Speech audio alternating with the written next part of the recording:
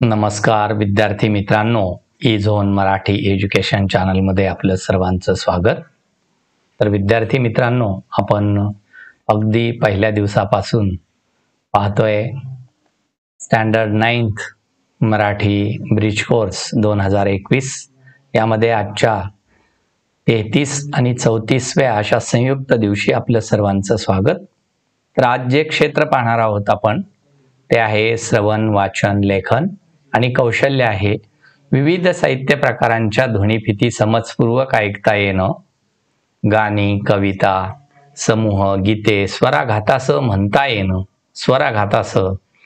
येणं, आपले विचार व्यक्त करण्याचा प्रयत्न करणे, साहित्याचे समजपूर्वक वाचन करून त्याचा आस्वाद घेता येणं, ही संकल्पना आजच्या या ऑनलाईन तासामध्ये आपण पाहणार आहोत. तर त्यामध्ये जी संकल्पना आहे ती पद्यावर आहे की आपल्याला आता ती एक कविता आलेली आहे, ती कविता वाचायची आणि कवितेमध्ये कुठले फरक असतात, कुठल्या कुठल्या स्वरूपाच्या कविता असतात, अगोदर शिकलेल्या तुम्ही कविता आणि आत्ताच्या कविता याच्यामध्ये काय फरक असतो, त्या 2 प्रकारच्या कविता दिलेल्या आहेत. तर त्या कविता आपल्याला पाहायच्या. आता ही कविता आपल्याला अभ्यासायची. अगोदर तिचं आपण वाचन करूया आणि मग लक्षात येईल तुमच्या फरक. ही कविता आणि खाली एक कविता दिलेली आहे, दुसरी एक पुढे. दोन्ही कवितामधला जो फरक आहे तो नंतर लक्षात येईल. पहिली कविता आपण वाचन करूया.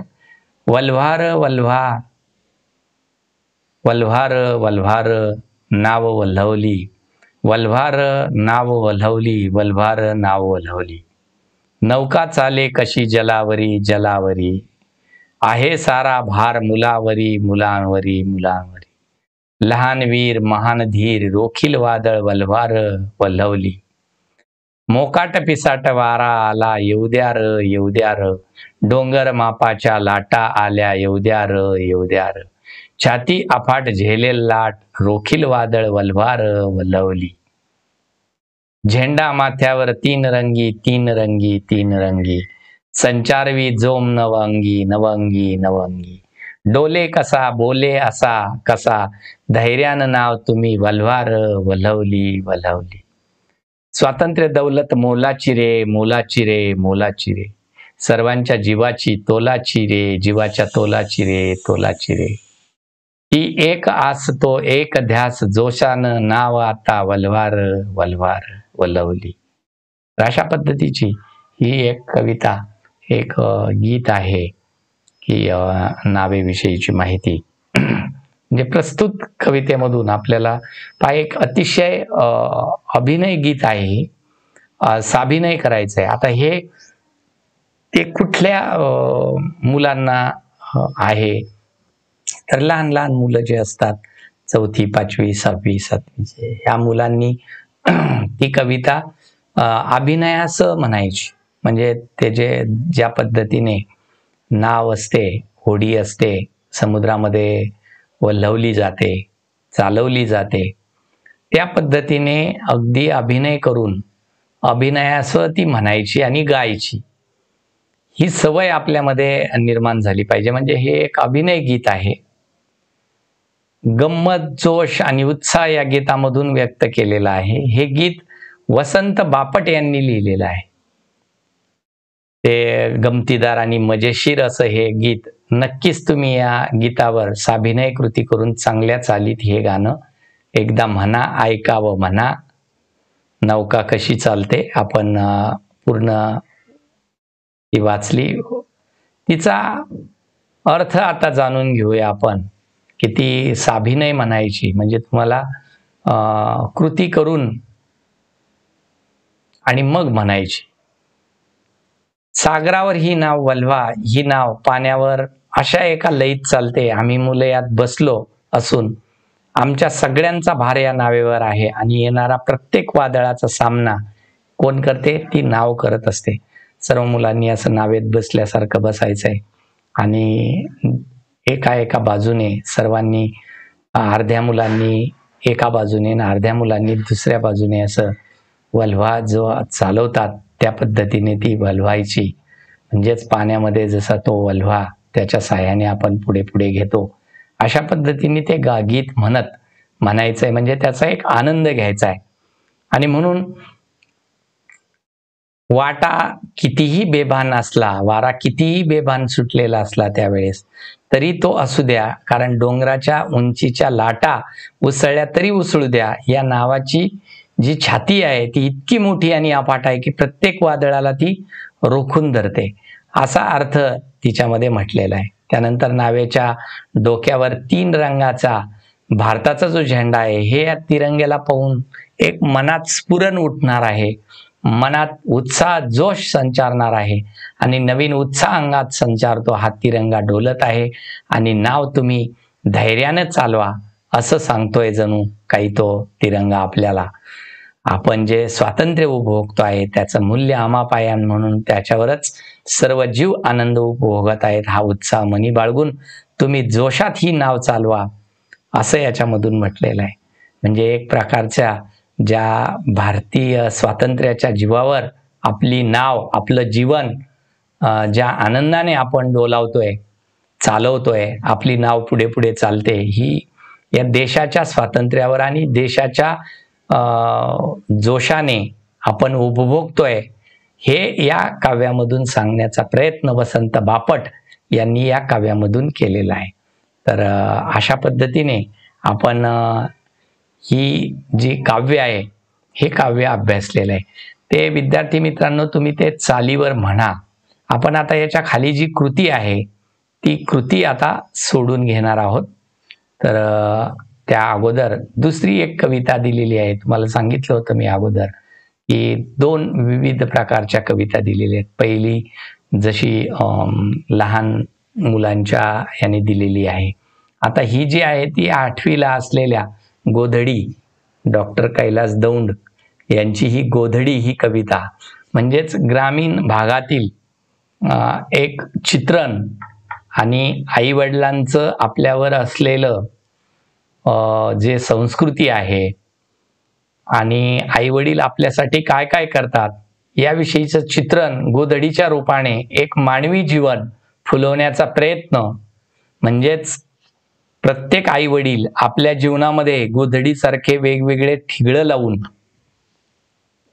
गोधडी म्हटलं की समोर चित्र राहतं की घरातल्या जुन्या पुराण्या फाटक्या कपड्यांची बनवलेली असते ती गोधडी. आता तुम्ही म्हणणार सर अशी गोधडी बनवत नाहीत वगैरे, पण इथं जे रूपक वापरलेले ते जुन्या गोधडीचं आहे की विविध कपड्यांचे भाग जे उरलेले आहेत फाटल्यानंतर, खराब झाल्यानंतर, त्याचे ठिगळं लावून, ठिगळ हा शब्द आहे, म्हणजे असे ठिगळं लावून बनवलेली वेगवेगळ्या चिंध्यांची, चिंधी म्हणजे काय इथे तर आईच्या लुगड्याचं, लुगडं हा शब्द वापरतोय मी, साडी नाही, तर त्या लुगड्याचे काही भाग जे उरलेले आहेत जुनं झाल्यानंतर, जीर्ण झाल्यानंतर, त्याची बनवलेली जी गोधडी असते, त्या गोधडीचं चित्रण इथं डॉक्टर कैलास दौंड यांनी मांडण्याचा प्रयत्न केला. ग्रामीण साहित्यावर आधारित अशी ही काव्य आहे. आता तुम्ही म्हणणार आम्ही शहरात राहतो, आम्हाला काय माहीत गोधडीत, पण जवळजवळ महाराष्ट्रीय संस्कृतीमध्ये अगदी कुठेही राहत असाल तुम्ही, तरी घरामध्ये चांगल्या क्वालिटीची का होईना, चांगल्या प्रतीची का होईना, पण घरामध्ये गोधडी असते आणि गोधडी आहेच प्रत्येकाच्या घरामध्ये. म्हणून त्या गोधडीचं रूपक वापरून इथे मानवी जीवनाचा परामर्श आणि दर्शन, ग्रामीण जीवनाचं दर्शन घेण्याचा प्रयत्न, कुटुंबातलं जीवन दाखवण्याचा प्रयत्न इथे कैलास दौंड यांनी केलेला आहे. गोधडी म्हणजेच नसतो फक्त चिंध्यांचा बोचका, गोधडी म्हणजेच गोधडी असते, मायेलाही मिळणारी ऊब असते. गोधडीला असते अस्तर बापाच्या फाटक्या धोत्राचे किंवा आईला बापाने घेतलेल्या फाटक्या लुगड्याचे.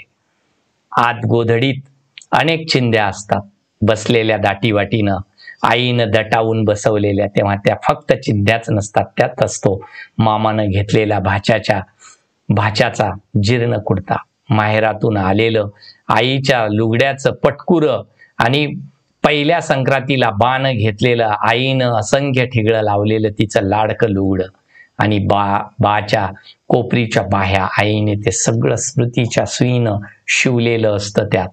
म्हणून गोधडी म्हणजे नसते चिंध्यांचा बोचका, ऊब असते, मायेची ऊब असते. म्हणून जी ग्रामीण भागातली संस्कृती आहे विद्यार्थी मित्रांनो, ती खूपच म्हणजे अगदी खूपच काही ग्रेट असते असं म्हणावं लागेल. उच्च दर्जाची असते. तिच्यामध्ये खऱ्या पद्धतीची जी भारतीय संस्कृती आहे, ती तुम्हाला ग्रामीण भागामध्ये पाहायला मिळेल. कारण त्यांनी जे मामाचे कपडे, आईचं लुगडं किंवा आईला बाने घेतलेलं संक्रांतीला पहिलं लुगडं, या सर्व गोष्टी म्हणजे या एक प्रकारचं रूपक वापरलेलं आहे, की कुटुंब असं असतं ग्रामीण भागातलं, की सर्व मायेवर, नात्यांवर आधारलेलं असं असतं. हे पाहण्याचा प्रयत्न इथे केलेला आहे. म्हणजे इथून एकच लक्षात घ्यायचं आहे विद्यार्थी मित्रांनो, की आई-वडील आणि त्यांची जी संस्कृती आहे, त्या संस्कृतीचं चित्रण इथं करण्याचा प्रयत्न या गोधडी यामधून करण्याचा प्रयत्न केलेला आहे. ही गोधडी हे रूपक वापरून डॉक्टर कैलास दौंड यांनी ज्या कुटुंबातल्या जी माया, प्रेम, कुटुंबामध्ये जे नातं कसं सांभाळावं लागतं, त्यामध्ये वडील कसे आपला निभावतात, पूर्ण कुटुंब चालवताना आपली जबाबदारी कशी निभावतात आणि आई कशी निभावते आणि कितीही संकट आली जीवनामध्ये तर ते कशा पद्धतीने तिथे एक प्रकारचा ठिगळ लावतात.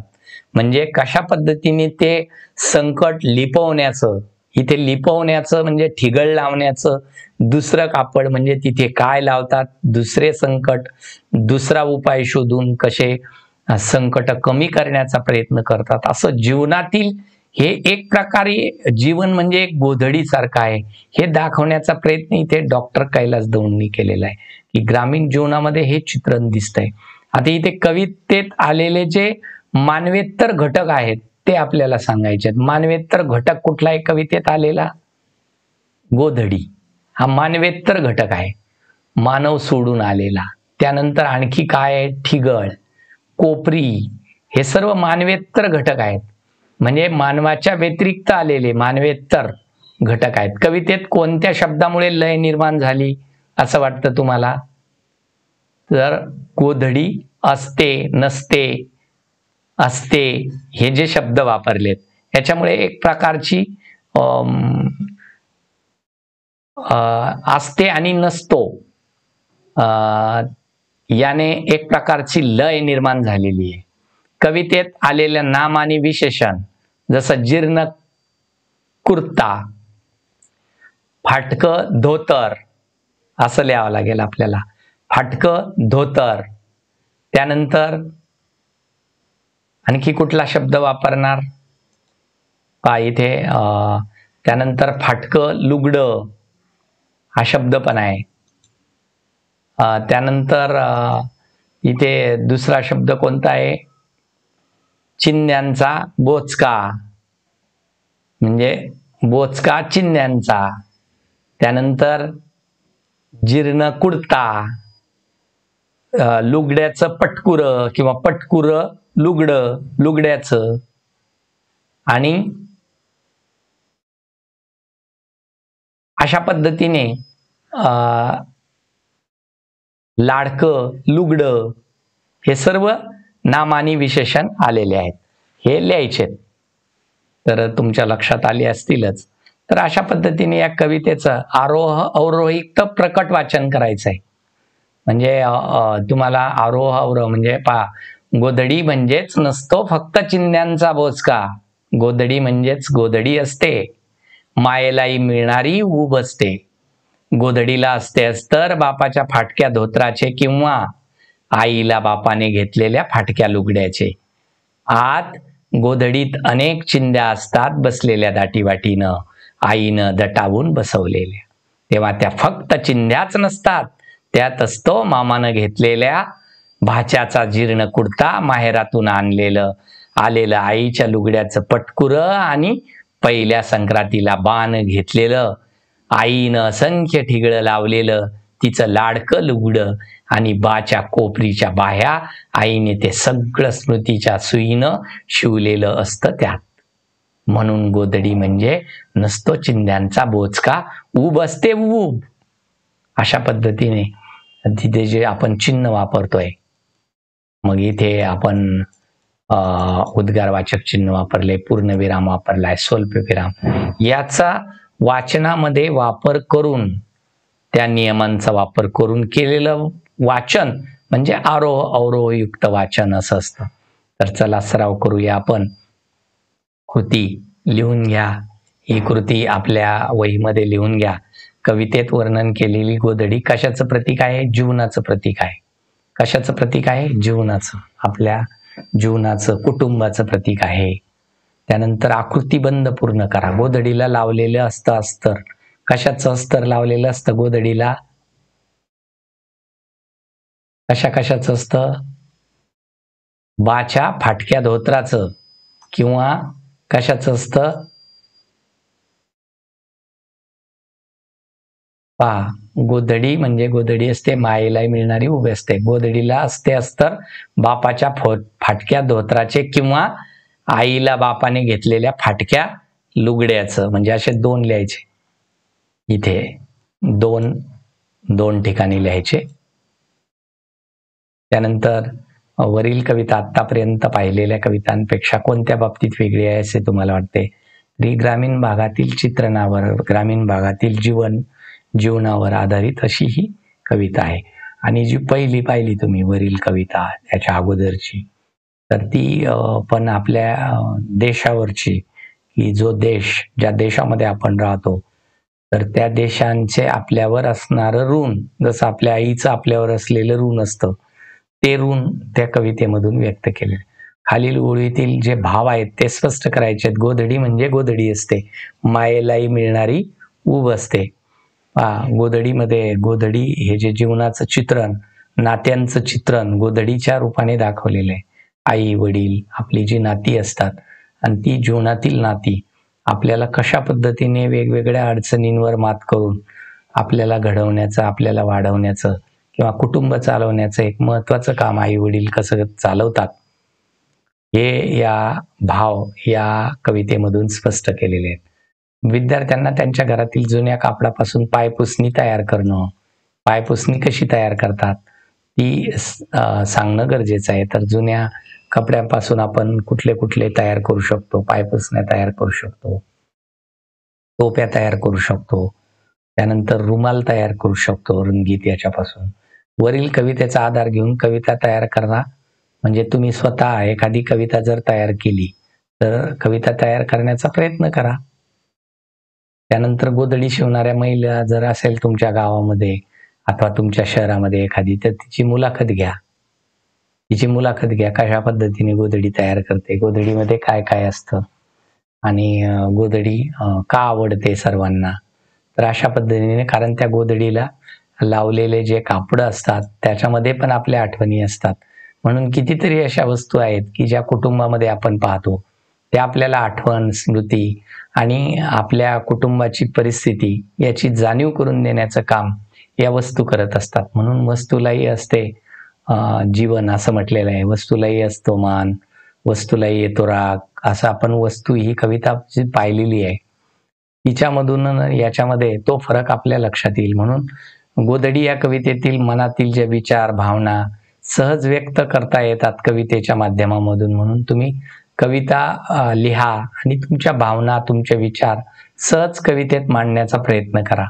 हेच इथून सांगितलेलं आहे. त्यानंतर इयत्ता 9वी मध्ये जी मी वाचवतोय ही जी कविता आहे, या कवितेचा अभ्यास करा.